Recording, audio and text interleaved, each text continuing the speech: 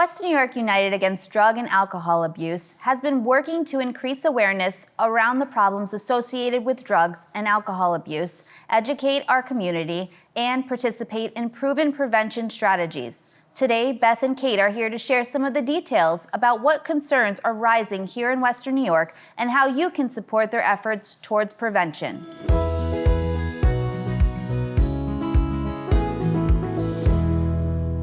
I'm here today with Executive Director of Western New York United, Beth Anzalone, and Kate Shadoba, who is the Marketing and Communications Director. Thank you both so much for joining me on the Sweet Buffalo Show today. Thanks for having us. Beth, how does Western New York United define prevention?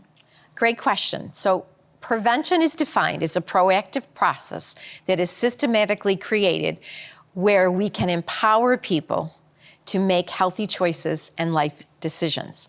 So probably simply said, it's really about taking a look at providing opportunities and environments where people can learn skills, get information, and then translate that into making a healthy choice when it comes to using drugs and alcohol. And how do parents encourage their kids to make healthy choices? So again, we kind of want to do this whole comprehensive approach. We want to use the students and their families and our community to give consistent messaging so that what the kids are hearing in school, they're hearing in the community. And we're saying to them, there are other things you can do besides using drugs and alcohol. There's positive alternatives, there's activities, there's things they can do in school, there's things that they can participate in their community. So we want to give that message that using drugs and alcohol is not really the norm. It's what some people are doing, but get all the attention. So we want to make sure that our kids have tools in their toolboxes to make really good choices and healthy decisions so that they can live a long, healthy life. Would you say the busier you keep your kids in activities and volunteering or anything that is positive helps prevent drug abuse? I would say yes, absolutely. We want to make sure our kids are engaged in positive activities, whether that's sports or music or whatever they choose, whatever they like. It's important as a parent to support them in those things. But overscheduling too is another issue that we talk about in the community with parents. We want to give kids a chance just to breathe and to run and to play and do those kinds of things, but keeping them active is really important. And guiding them. I think kids learn from their parents, and I think what you do, they follow. So your actions as a parent and your words and your actions really will be what your kids will do. So we want to make sure parents are educated, stay engaged with their children, and keep them busy and active and choose good, healthy things to do in their life. And Kate, I didn't know this, but parents can actually contribute to the problem? They can. A lot of parents often think, not my child, right? We never want to think ill of our child or that they're going to do something wrong. But we have to be really open-minded and we have to be honest about it. And while you think maybe my child's not doing it, maybe it's their best friend. So a parent really needs to think about who's my child hanging out with? What are they doing in those times? Because the more you're engaged, the more you're aware of what your kids are up to, the more you're equipped to handle those difficult situations as they come to you. So if you are really kind of a hands-off parent, make sure you're still asking some questions. Kids need our guidance. They need to know the rules and the boundaries. They need to know if there's family history of substance abuse problems, because all of that plays into who they are, their makeup, their genetics, and that really is the scientific proof.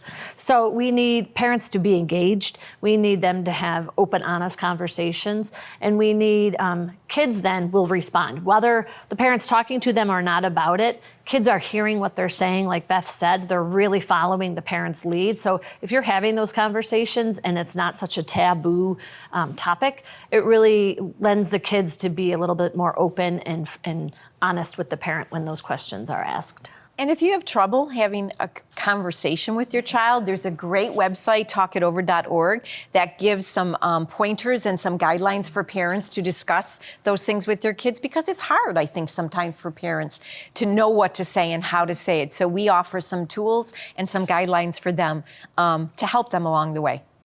The best place actually to have a conversation with your child is in the car. It's a captive audience. They'll probably, I say this all the time in my parent forums, they're probably looking out the window and really mad that you're going to talk to them about this kind of stuff. But it makes it comfortable because you're looking at the road, the kid's looking out the window. No eye contact is made, but they're not going anywhere. So they have to answer your questions. So. Yeah, when I was a kid, my mother used to take me to Dairy Queen for ice cream and we would eat it in the car. So yes, it did capture my attention. I will See? agree. Those conversations take place in the car, good conversations. So what are you seeing that's contributing to the problem right now among our youth? Vaping is still the number one concern. It started off as being marketed as it's just water with flavor. It was mislabeled, it was mismarketed, and all of vaping products contain nicotine. Nicotine is a very addictive drug. So parents need to be aware. Vaping is the number one issue. Now with the legalization of marijuana, we have to be aware of that. Kids can vape that as well. They can have it in edibles.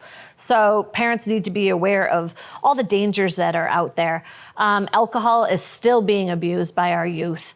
And again, we want to talk about delaying first use, waiting as long as possible for kids to use any of these substances as a chance to give them, better opportunities to live a longer, healthier life without substances. And the older you get, the better you are at decision making. So that's why we say that delay first use is so important, because if they can kind of armor themselves with some good skills, they're able to, refuse or walk away or come up with an excuse, whatever it takes. But the older they are, the better equipped they will be to make that decision.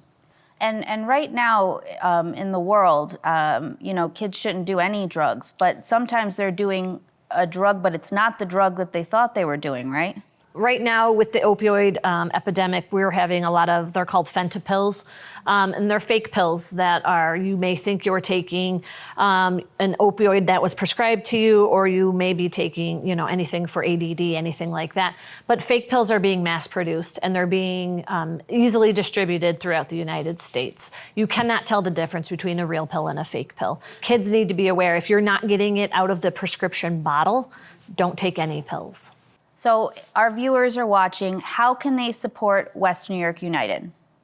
Well, I think the first thing they need to do is visit our website. And we've mentioned that many times. But I think to find out who we are, what we do, I think it's important to understand the work that we do before you get engaged with, contributing or financially supporting. So we want to educate everybody about what we do and how many lives we touch. Through our classrooms every year, we probably reach almost 10,000 students. So there's a lot of families out there that are able to get this service that is free to them, and we're happy to do it. But I think you can look at our website, find out who we are, and we're always welcoming donations because any donation will go, as Kate mentioned earlier, will go directly to a student, will go directly to one of our programs. So it stays right here at West New York United. So if you want to contribute, please look us up on the website, and we'd be happy to take your donation. Well, thank you both for all your efforts to deliver prevention services to our community and to our youth at West New York United. Thank you. Thank you. It was a pleasure to have you on the Sweet Buffalo Show today, and we encourage all of you to support West New York United, and you can do that by visiting WNYUnited.org.